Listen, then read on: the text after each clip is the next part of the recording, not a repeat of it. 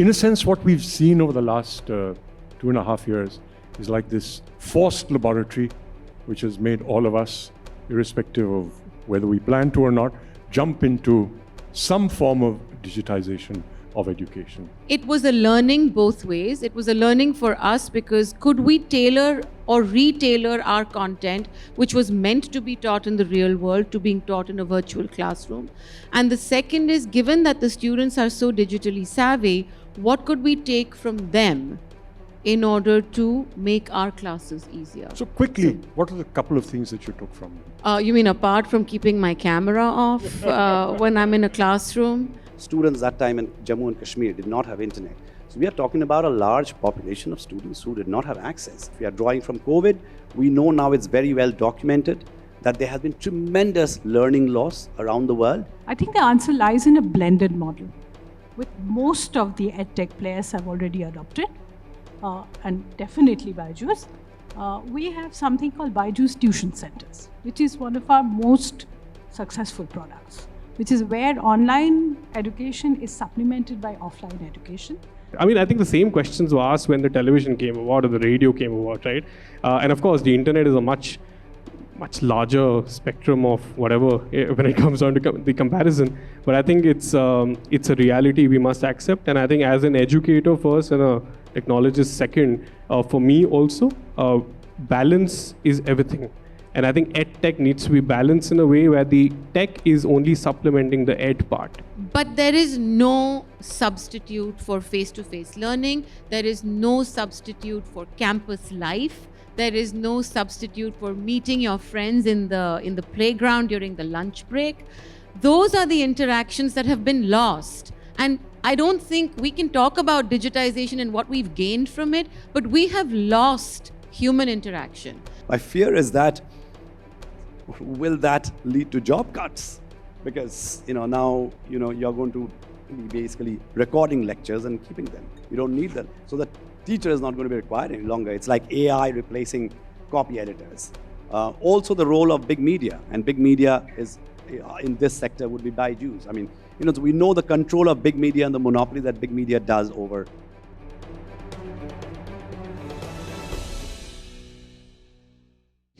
Thank you so much.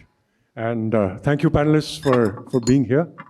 In a sense, what we've seen over the last 2.5 years is like this forced laboratory, which has made all of us, irrespective of whether we plan to or not, jump into some form of digitization of education. Some have been better placed, in a sense, to take that opportunity, like Byju's and EdTech players who must have seen a huge boom during this phase, and some were caught, in a sense, quite unawares. So if each of you can spend about 2 minutes, keep it quite crisp because time is tight, on what were the challenges, how you capitalized on them or dealt with them, and then we can talk about where that leads in terms of opportunities going forward. Perhaps let me ask Maya to begin. Thank you very much for having me on this panel. Although, as I said, I think I'm a bit of a misfit. I'll try my best to address some of the questions that this panel raises. As you all know, I'm a journalist who's found my way into academia. I teach media studies in a university where this program is a minor. So it's not a full undergraduate program. It is sort of auxiliary to other degrees and disciplines that students do. That poses a specific set of challenges for us as a department. One of them being that we have to compete for the students' time and attention with their primary disciplines. And that is a challenge in the real world. It became an even bigger challenge in the virtual world. This is not to say that we did not make the switch to a digital classroom fairly seamlessly. I mean, I think in that early lockdown, that first couple of weeks, we were emerging from a mid-semester break, and we actually just never went back to campus. We took a week for our IT department to tell us how we were going to do a Google Classroom or set up Zoom accounts, and most of us were really good to go. The challenges came to classes which required an element of practical work. So from the perspective of media studies, that practical work meant two things. One is your ability to go out onto the field to gather information, and the other was your ability to make a product out of the content you had gathered from the field. So the studio became inaccessible to the students. It forced us to look at new softwares, new technologies, and the early days were a bit of a struggle. But I have to say, I think, this generation of undergraduate students are dynamic, they're resilient, and they're very adaptable. And they're much more savvy with digital technologies than any of us sitting here. I mean, well, I don't speak for Aashish, but certainly, Kishalay and me, I can speak for, right? Certainly the two of us were. It was interesting for us to also learn from them. We still use computer screens and laptops and keyboards and want our editing software and our timeline to be seen before us. They're doing everything on their phone. And I'm like, how do you see something which is so small? I keep asking them that. And I think, Prof, we can do it. It's not our problem. That's yours if you can't see. Change your glasses. I get comments like that. So the thing is that I think it was a learning both ways. It was a learning for us because could we tailor or re-tailor our content, which was meant to be taught in the real world, to being taught in a virtual classroom? And the second is, given that the students are so digitally savvy, what could we take from them in order to make our classes easier? So quickly, what are the couple of things that you took from them? What are the couple of things I took from them? You mean apart from keeping my camera off when I'm in a classroom? Being comfortable with your dog being on screen. My dog attended every single class that I conducted for 2 years. So, God bless him. I lost him about a year ago now. But he was the star of every classroom, and it's the only time the camera came on for my students to ask if the dog had been fed or had been walked or, where was he, because he was missing. But I think what I learned from them was adaptability. The ability to say, all right, fine, this is what our situation is right now, and we're working from home. I mean, our students are working in, their homes with other members of their family. There's siblings attending class next to them. There's grandparents in the other room. There's their mother working, on a computer at the other end of the dining table. And very often you could sense that the students themselves were a bit anxious about their parents maybe hearing a conversation they were having in a classroom, or a sibling hearing it. So you would kind of say, okay, fine, I know that this is making some of them a little uncomfortable. Let's look for other examples that we can talk about without you being awkward in front of your families. So subjects that we would normally discuss very freely in a face-to-face classroom, maybe some of those we got more...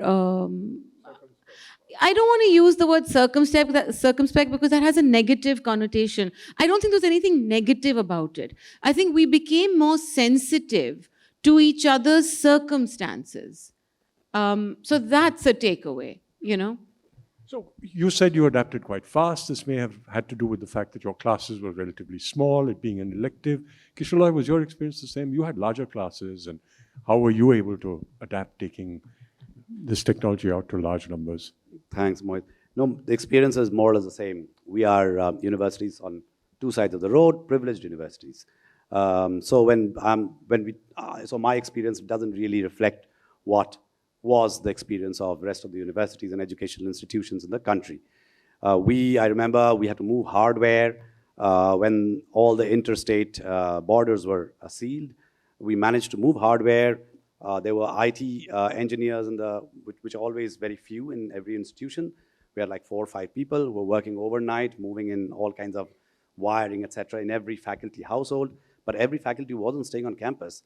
So what do you do with the faculty who are living in Goa, or someone is in Thiruvananthapuram, someone is in Delhi, Noida?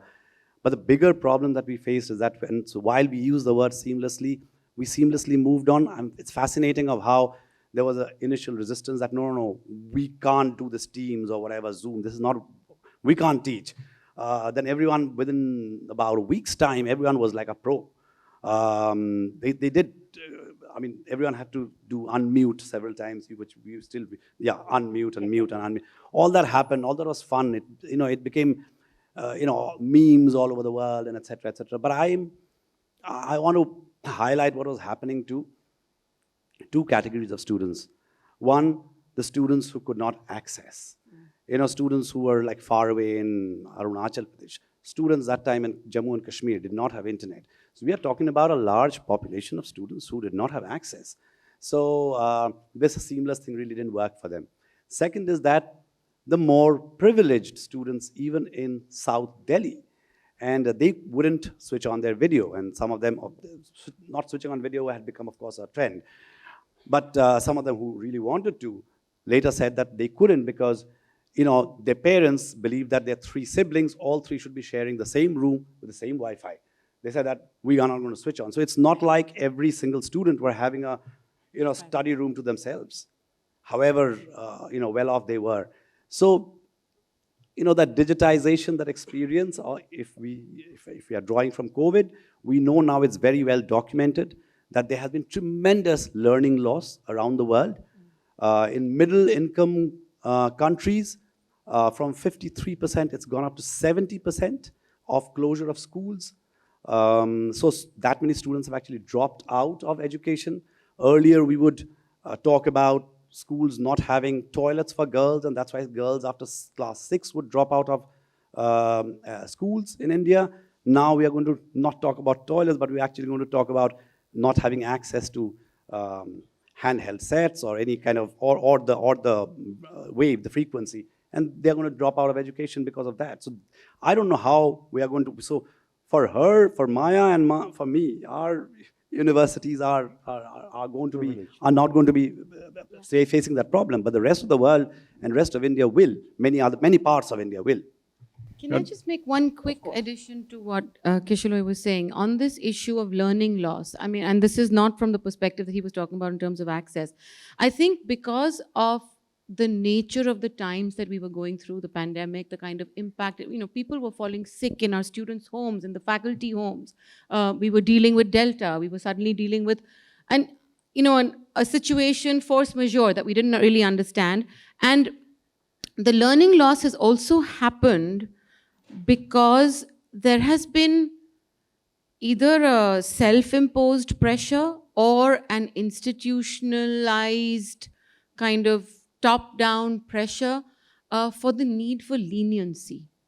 Because we have to understand what everyone is going through. That need for empathy and understanding had the tendency sometimes to be carried to an extreme where you said, all right, fine, I mean, you know, take your grade. I don't think you deserve it, but okay. And that became, that I don't think the impact of that has been felt yet, but I think it's something that could be felt in, you know, as these batches graduate. Aashish, I'm going to frame my question to you in a particular perspective. So my son went to the same school where Aashish is now heading education digitization. And at the time when I was heading the PTA, we oversaw the influx of EWS children. And this was a challenge then in terms of books, uniforms, etc. And of course, we were lucky in that the PTA and the school were able to mobilize parent opinion towards the fact, look, these kids are now part of the school, they're going to the same classes as your kids, and we need to support them. And the promoters were also very, very enlightened in that regard. But when you get to digital access, you're talking about a substantial jump in terms of the kind of resources. How did the school cope with that? And what was the relative sort of learning loss for the very privileged children who go to Shri Ram school and the EWS kids? So thanks, Mohit. I think you bring up a great point. First of all, I think I had thought I represent a minority, but I think on this panel, I think all three of us come from very privileged institutions. I still remember, I think it was early March, where there was talk of, you know, the COVID going around and potential closures. And I remember, I think it was 14th March, I got a call from our director saying we're shutting school. And I think the first point that she raised was, what do we do about the pupils, which are the economically weaker sections that were present in school? And I said, let me just get back to you. And I think we got on a call a couple of hours later with the promoters, with the senior management. I think it was fairly clear that we're not going to be opening for at least a few weeks. And I think that was good enough a reason for them to just say that, to hell with the budgets, get the devices, get access, let's start. And I think we only met, I think, probably a month later to figure out, various scenarios to when potentially school reopens. But I think in about a week's time, through, of course, the PTA, through our, partners within the IT field, because there was also a huge problem suddenly created with logistics. Because, of course, China was shut, right? I mean, and everything tech comes from China. But I think we were able, again, of course, with our privilege, to prioritize getting those devices in, getting those dongles in, and getting, all of those students on board. Now, of course, there is a bit of a problem within that domain as well.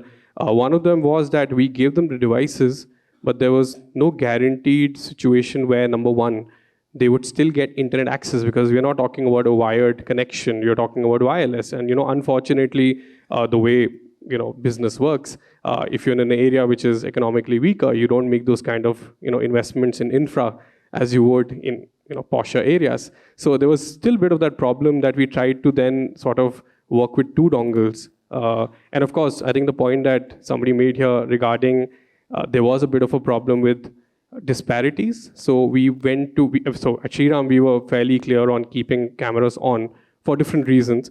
But then there was the issue where, the 25% that came from, weaker sections in society economically, did not want to, because, unlike some of their peers who are living in these massive bungalows and big flats and apartments, a lot of those kids were coming from a one-room house.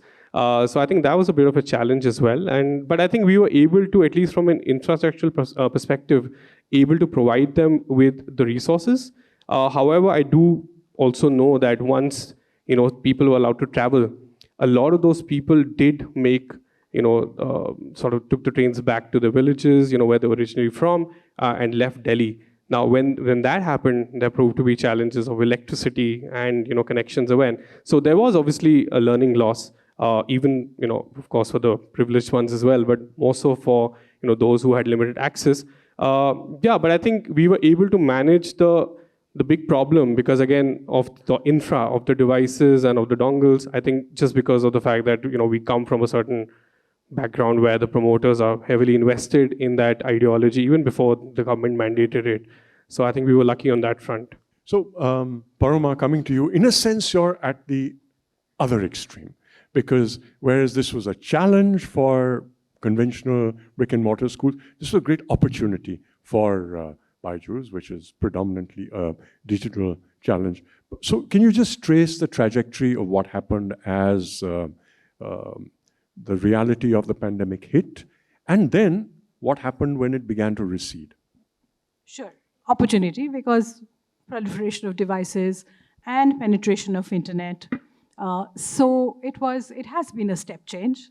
And with the pandemic came a huge mindset shift amongst parents, amongst institutions, amongst students. And with the fact that the physical schools had closed. So all edtech firms, not only Byju, saw huge surge in customer student base, in revenues, everything. But as you rightly say, after 2 years of absolutely dizzying growth, now we are coming back to a situation where physical schools are reopening. And students have a chance of coming back to physical classrooms. So where do we go from here? I think the answer lies in a blended model, with most of the edtech players have already adopted, and definitely Byju's. We have something called Byju's Tuition Centers, which is one of our most successful products, which is where online education is supplemented by offline education, where students have a chance of coming to an offline center to clarify their doubts and also attend physical classes at a place near them. It's over the weekend. So I think the way forward will be the blended model. The blended model also gives flexibility to students, parents, teachers, as to how they want to go forward. And I think that's what it would mean. Just one point about access.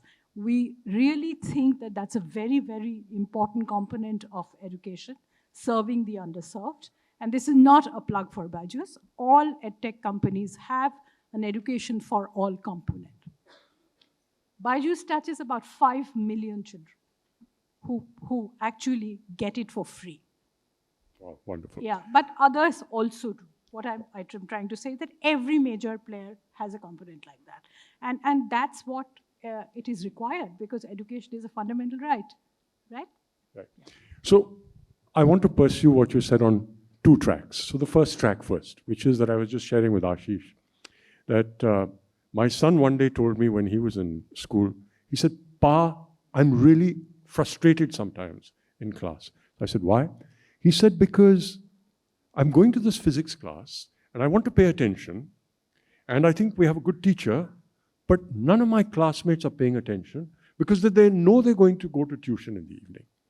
And I thought this was both a very perspicacious remark coming from a 13-year-old and also a very damning indictment of what is happening inside schools. And I asked the principal one day, I said, "You know, this tuition is a big problem." So she said, "Tell me about it." So I said, "What is a percentage?" So she said, if you looked at 8th standard and above, 90% of children are taking maths education.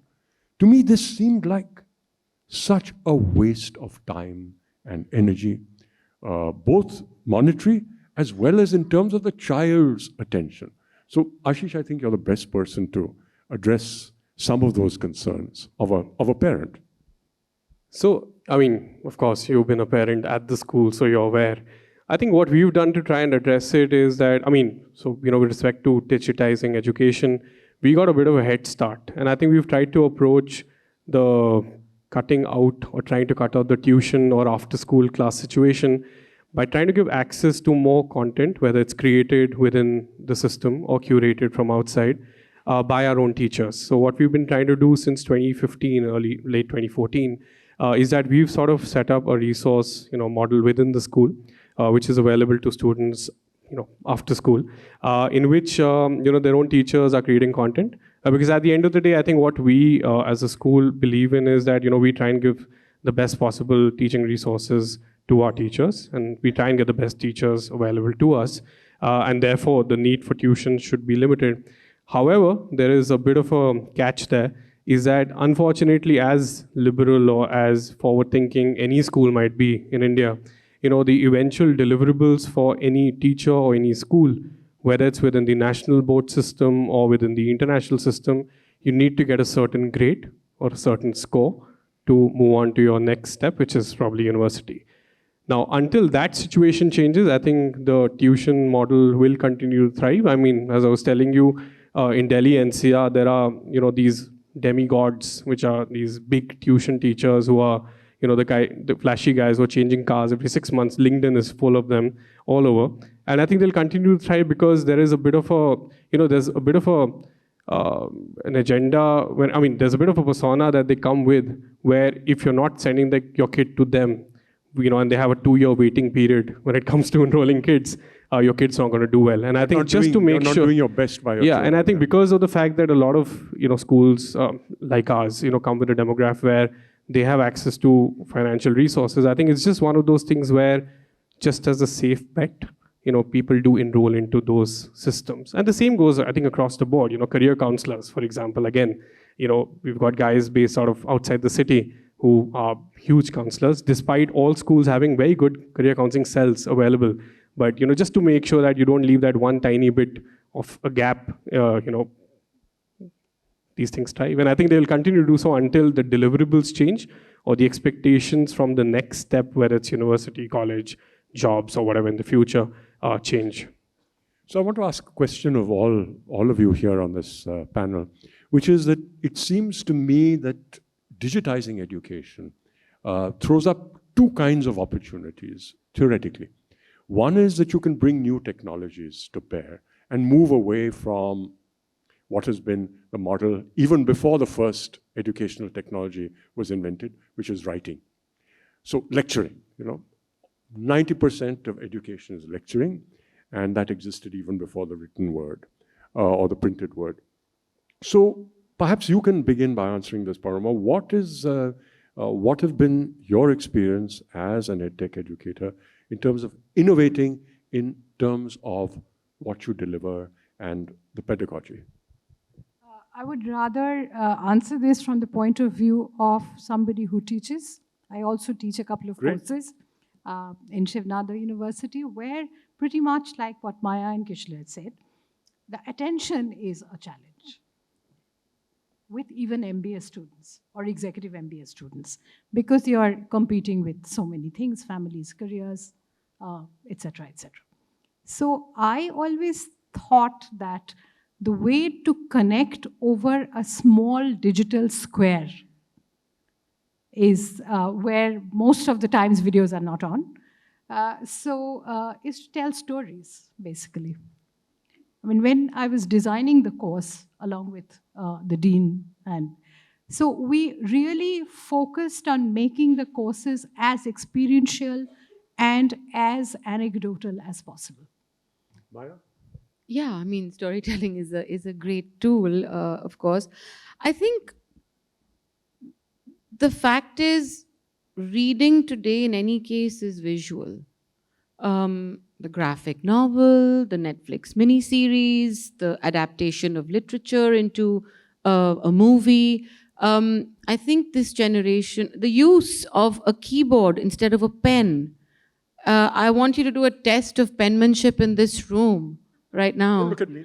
And my handwriting has completely gone down the drain. But I mean, if you just do a straw poll, cursive is dead, right? So technology is facilitating us to learn more and have more information at the same time, have more access, gadgets, devices, to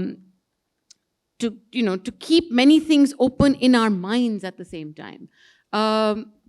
Whereas the writing gives you a little bit more focus, you're in that moment, the act of writing, putting pen to paper, is an act of concentration. That concentration is lost, and I don't know if it's going to come back. Because even when we're writing on a Word document with our keyboard, we have multiple windows open, we're surfing the net at the same time, we're going to take a quick minute break and look at our social media feed. Oh, you know what, I have to get up and do my steps. So let me do that. Everything is coming at us through a device and through that technology. It's hugely liberating because it's giving us anything we want and anything we need at our fingertips. But in that anything we want and anything we need, we're losing out on serendipity. Stuff that we may not be looking for. Stuff that may come to us just by the by, and get into our brain. So I think like for me in my classroom, the one exercise I give to my news reporting class is that I want you to leave your phones away somewhere, and not in the classroom, but when you go out, when you get into an Uber or you go for a drive, can you leave your phone in a bag and put it on silent and just look out the window and come back and on a piece of paper, write the 10 things that you have seen. I just want you to tell me what you saw out of your car window. That's it. That's the assignment. Can you do it? Do you know how hard it is for them to do that today? Yeah, I do. But innovation, what do you see as the opportunities for innovation with digital education? Well, allow me, Mohit, to take on to not reply to innovation. I don't know about what innovation we can do, but Maya and I have told stories over a small box for several years. That was not digitization. I think we need to understand what we are saying, digitizing education. I think digitizing education is, borrowing Chomsky's phrase, is like a hammer. You can use a hammer to build a house. You can use a hammer to crush a skull. I think digitizing education is getting close to crushing a skull unless we understand it as an epistemology where, see, what is digitization? Digitization is information. It has speed. It has no orality. Orality has the authenticity of witness. It is primitive. The pace and speed of orality is what is natural human beings do, not digitization. But if digitization is going to be inevitable, and if we can marry digitization to orality and textuality and innovate a new social contract, that probably can have some kind of a democratic access to all. But I don't see just digitization of education is going to lead us anywhere. I think, the mere statistics around the world tell us a different story. Let me push back on that. The demigods that he talks about, and in a sense, the founder of Byju's, they were testimonies to orality. This was a man who could stand in a stadium and attract 75,000 or 125,000 students. So that is orality. And in a sense, you could say that one of the promises of EdTech is to say, let me get the most convincing and the most charismatic oral teacher and take them not to 100 people in a classroom or 125,000 people in a stadium, but to millions. He was a math teacher, actually. Yeah, exactly. So let me ask you then, Aashish. Then you're making it performative. Orality, good orality is performative. No. No? Say, for example, you should read Ganesh Devi's, the language survey. India has killed almost 1,500 languages. Killing of 1,500 languages means killing of 1,500 communities. That's orality. Orality, I don't think orality can be performance. In the classroom, a lot of us do have to perform to keep our... Yeah, not Performance only is part of it, but not only performance. Yeah, it can't be performance. I mean, orality is much more than that, I'm saying. Is digitization enough? I mean, I would see digitization as information plus speed. So I just, before we close and throw this open to the House, the way I look at it, one of the promises, the implicit promises of digitization from my perspective, only as a parent, not as an educator, was the fact that you have a huge variance in terms of quality of teachers in different places, different institutions. And digitization perhaps had this potential to equalize to some extent the access to quality educators. So I'm going to ask Aashish, was that a false idea, or is it something that still has some potential with limitations? So I think the opportunities within the first of all, I think EdTech is either oversimplified or overcomplicated, depending on what side you're from. I mean, for me, EdTech has ed, which is the most important part, because I don't have a tech background, as you know, right? I come from a public policy, political science background. But I feel that the opportunities are that if, I'll simplify it for, just to keep time short. Simple people like you. Yeah, simple people like you. But if you're just in the case of India, if you're a privileged institution or a privileged family living in tier 1, tier 2, it's good for supplementing what's happening in the classroom. If you're somebody who's living in the remotest parts of the country, you could get access to good quality resources, potentially good teachers, which you wouldn't have been able to otherwise, and access also to materials that you wouldn't have access to otherwise, right? And number 3, I think the challenge that probably EdTech companies need to solve now, and I think that's the focus that we have in a tiny little cocoon as well, is built around the problem of plenty.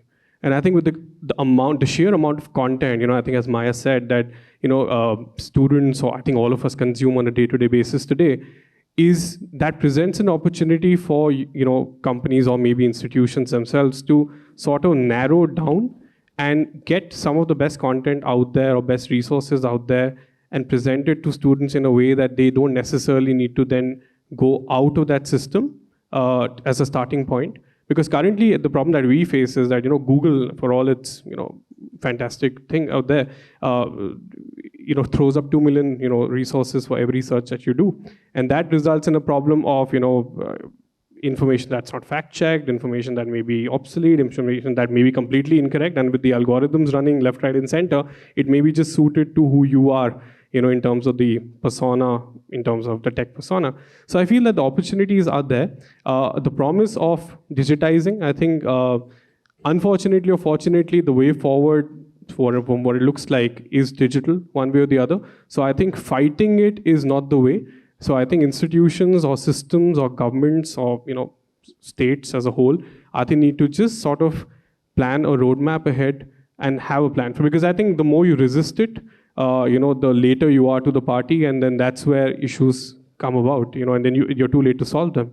So I think we're probably a few years late already, but it's still not too late to sort of set up a plan and accept it as a reality, and then work towards sort of working around it. I mean, I think the same questions were asked when the television came about or the radio came about, right? And of course, the internet is a much larger spectrum of whatever when it comes down to the comparison. But I think it's a reality we must accept. And I think as an educator first and a technologist second, for me also, balance is everything. And I think ed tech needs to be balanced in a way where the tech is only supplementing the ed part.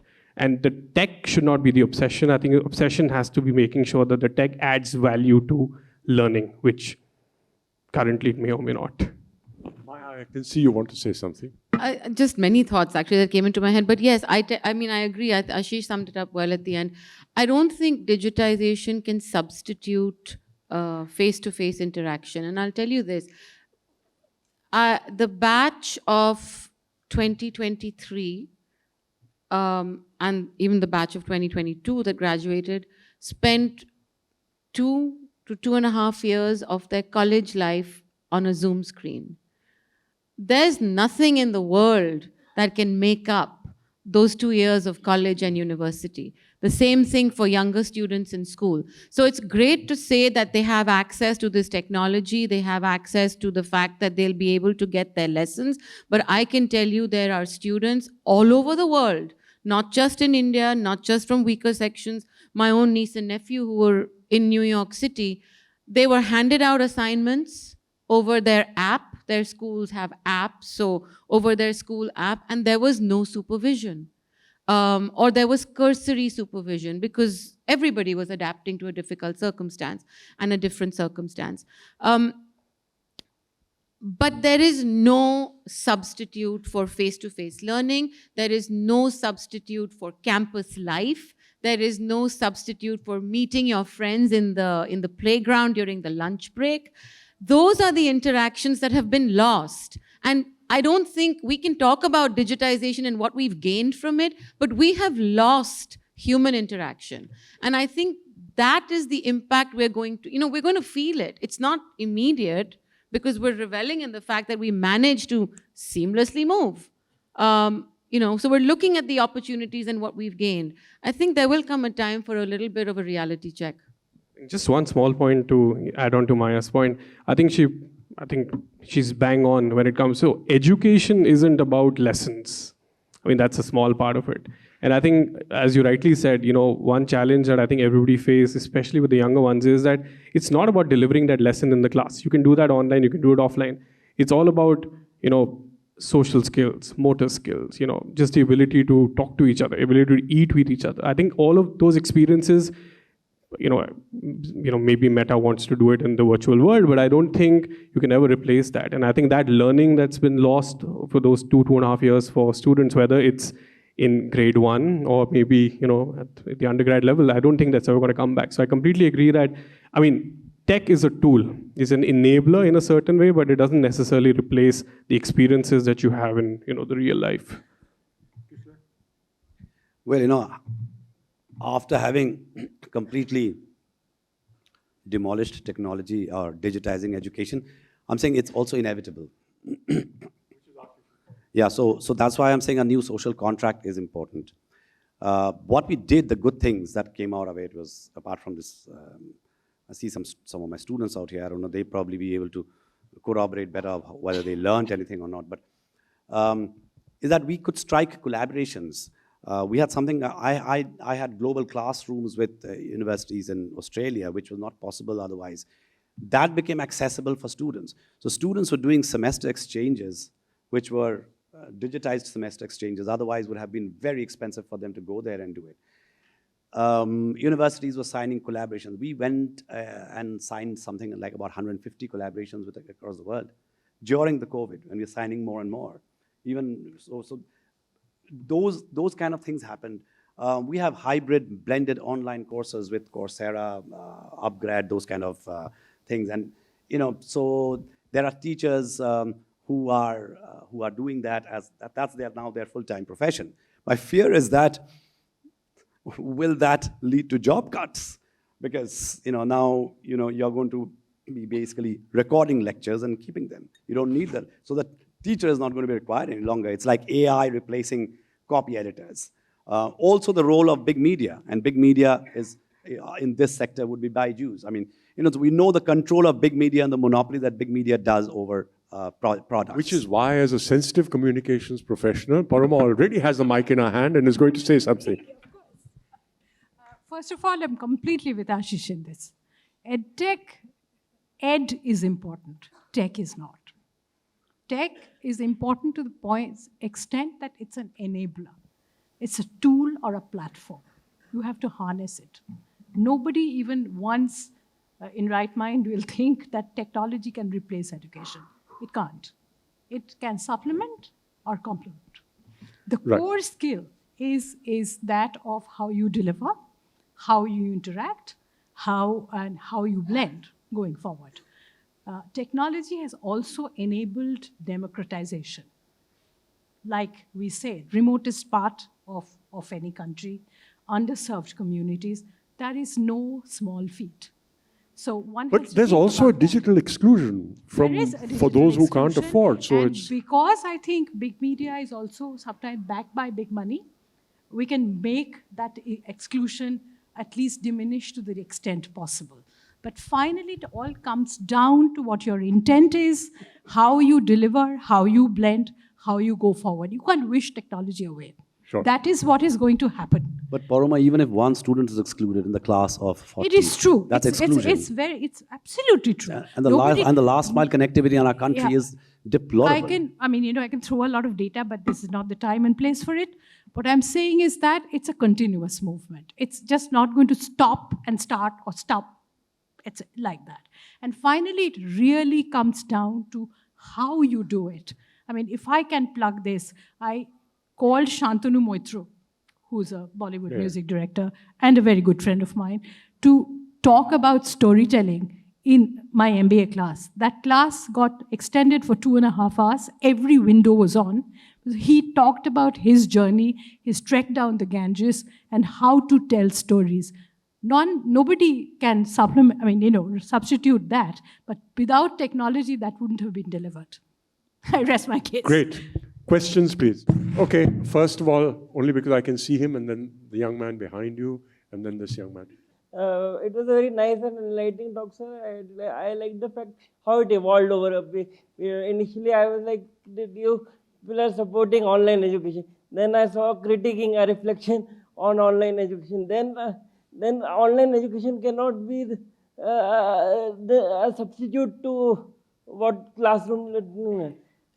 Thanks. Do you have a question? I was also evolving with the discussion. Now, my question was that in the sense that we are looking at online education from only targeting the elite section. Now it is doing. A lot of section of our country is excluded already. That is a question which was taken up. We'll take it up again. Your question, we'll take it up again. No, my question was, let me complete my question because it will give a different dimension. What I'm thinking is completely different. So why not give persons with disability? A lot of schools refuse us to give admission. A lot of times it's a problem. Also, a lot of persons with disability sit at home.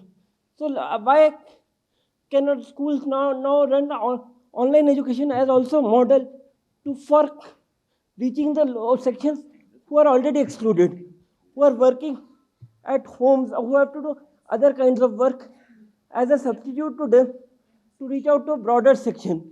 And maybe in 30-40 years, we may reach last mile connectivity, a aim of right to education in years to come. Sure. Thank you. Sure. I'm sure it'll be well before 30 or 40 years. Yeah. Hi, I'm Shudipto.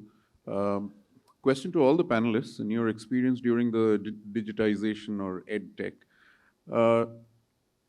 did you feel the big brother watching worry coming into the classroom, because classroom is a mutual learning experience which has a protection that nothing will go out of the classroom. The teachers often have the latitude to allow students a little more than what is usually acceptable or is parliamentary in terms of language or thoughts or whatever it is. Now, digitization puts in this whole possibility of someone technologically monitoring what's going on. So have people become more cagey? Okay, great. We get your question. Yeah, can you pass the mic, Shudipta? Yeah. Yeah, my question to all the panelists. I want your take about brand dilution when you give education by the online medium. For example, you're giving out courses through Coursera, Udemy, and there are multiple people who can take up these courses. You are not limited by the batch size. So what's your take on brand dilution? And second, in your place, how would you judge two people, one with 3 degrees, 3 online degrees versus one who has a regular degree from, let's say, the same institute? Great. Okay. So 3 questions: reaching the unreachable, Big Brother watching you, and pricing. Yeah. So anybody? The idea that Big Brother is watching you is something that I think we've become alive to in the last few years based on our use of digital technologies, social media, etc., etc. I take your point that the classroom has a compact between the student and the faculty member, that you are free to discuss whatever you'd like to in this space. What is discussed here stays within the room, etc. I think, and I speak from my own experience personally, for the most part, the students, again, I teach at an elite university, where students are aware of these issues. For the most part, students and the faculty member were aware that this could be recorded on some cloud somewhere, but that what was discussed within that session would remain within us unless someone chose to seek permission to take it beyond. Many faculty members at my own university adopted different methods. I mean, some took their classes live online, some recorded lectures and uploaded them onto a drive for students to use with a time limit. Students could not download them and they could not save them, and it was there for 24 hours, and if you missed it, too bad, it's gone. So everyone devised their own mechanism, but I think the idea that we are being watched or surveilled or that our privacy is compromised with every click of our smartphone is something that we've kind of surrendered to, which is a problem in itself. But it's a reality we're all trying to contend with. It's not easy, but it's there. Consent forms, we've signed them even before coming onto this stage. This was not a thing 5 years ago, right? Are you okay with being recorded? Zoom now announces, if I'm the host and I record a session, I can't do it surreptitiously. It will announce to everybody in that room that the host is recording this meeting. And if you're not okay with it, you can actually say so over there. So the idea that people have some limited mitigating choice is there, but that something up there is saving all that material, I think, we've kind of, I don't know where, we're too far down that rabbit hole. Genie's out of the bottle, yeah. My university, I know there were 2 teachers who were trolled very heavily because of their lectures being leaked out on social media. However, we had to explain that, that possibility is alive, like she said, even without the recording, because every student has a handheld device and they can be recording what you're speaking. In this case, of course, it was much easier, much convenient. There's someone's recording with a handheld device. So, yeah, so yeah, that the initial resistance for faculty to move into that, what we call seamless now, wasn't seamless because of a lot of faculty raised the issue of consent and IP and et cetera, and they were told nothing doing. Every lecture is going to be recorded. So there was worry.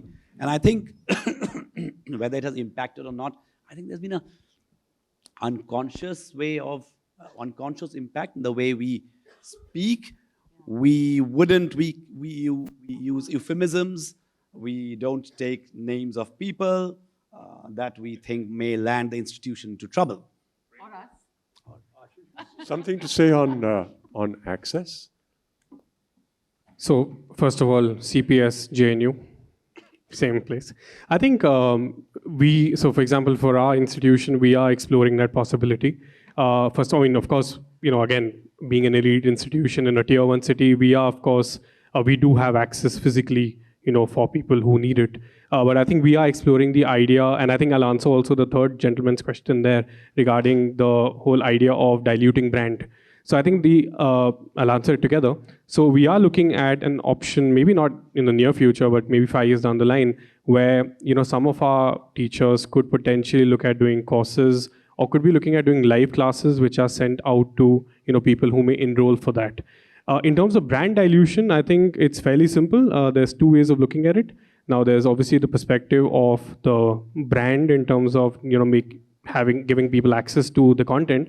At the same time, if you're a business, then you can monetize it further, right? So as I think Mohit said, why reach out to 100 when you can reach out to 1 million? And I think a lot of brands, a lot of universities in the US have done that quite effectively, where just by ensuring that there is a paid access link on their website, they're able to sort of generate much more revenue. And I think if you're an institution which is in the business of making money, there's no better opportunity than today to do that, within the domain of branding. Just one last thing about, I think, the second gentleman about the Big Brother situation. I think as Maya put it, so for example, in my institution, I'm technically Big Brother, right? But we make sure, first of all, that we cater to how the content is managed, keeping in mind all of the guidelines, prescribed by the European and the American standards to save data, so to ensure that it doesn't go out. And number 2 is that if you own a mobile phone, Big Brother's already watching. So I think the pandemic was not really I think that cusp of, when that turn happened probably a decade ago. So fascinating. Very briefly, the pricing question only, Yeah, because okay. everything else has been answered. Yes, I mean, online course, EdTech is expensive. Particularly in the higher classes, science subjects where you need demonstrations, you need diagrams. These are really cost money to produce if you have to be top of line. At the same time, every EdTech company, again, certainly Byju's, has a mechanism that if your family income is falling below a certain level, you can apply for either a reduction or complete waiver. And that's a documented process. That's a way of going about it. And it's exercised by every salesperson. They have, it's totally documented data. And they have the discretion to a certain extent, yes. Paroma, Maya, Kishalay, and Aashish, thanks very much for this session. Thank you all for being here and asking such great questions. Sorry we couldn't take them all.